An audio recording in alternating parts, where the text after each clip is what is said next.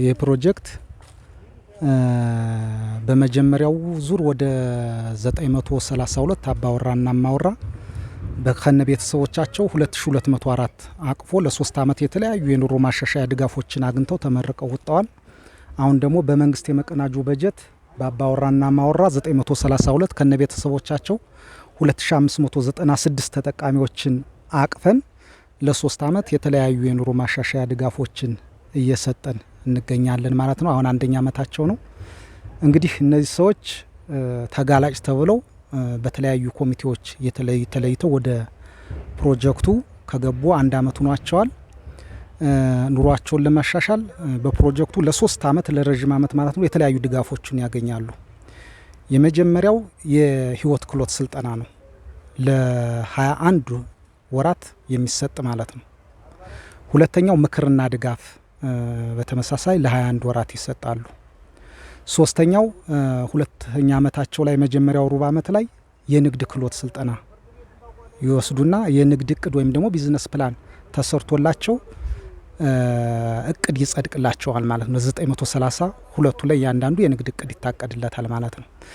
ያን የንግድ እቅድ ከታቀደላቸው በኋላ ንግድ እቅዱ በአብይ ኮሚቴው ከጸደቀላቸው ግራንት ለያንዳንዱ ለ932 መቋቋሚያ በረጅም ጊዜ ቅድመ ሁኔታዎች ከተመቻቹላቸውና ስልጠናዎችን ከወሰዱ በኋላ ለያንዳንዱ ለ932 $600 የአሜሪካ ዶላር ይለቀቅላቸውና ስራ የምናስጀምራቸው ይሆናል ማለት ነው። በስራና ክህሎት ጽህፈት ቤት በአንድ ማዕከል አማካኝነት ማለት ነው። በዚያ መንገድ የተለያዩ የኑሮ ማሻሻያ ድጋፎችን አግኝተው ከፕሮጀክቱ በ3 አመታቸው ይሸጋገራሉ። አሁን እዚህ የምታዩት የከተማ ግብርና ቅድም እንዳልኩት ከነ ቤተሰብ 2596 ነው ምን በፕሮጀክቱ ታቅፈው ያለ በአካባቢ ልማት።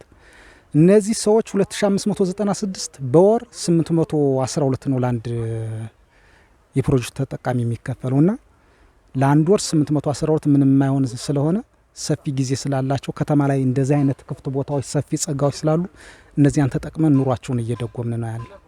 ለዚያም በከተማ ግብርና በሰብልና በጓሮ አትክልት ወደ 279 ተጠቃሚዎችን ከ932 አባወራና ማወራ ያለንን ጸጋ እንደ ጸጋው እንደ ሀብታችን አቋቁመን ተጠቃሚ እንዲሆኑ እየሰራን ነው የምንገኝ ማለት ነው። ይሄ እንደምታዩ ወደ 3.5 ሄክታር ነው።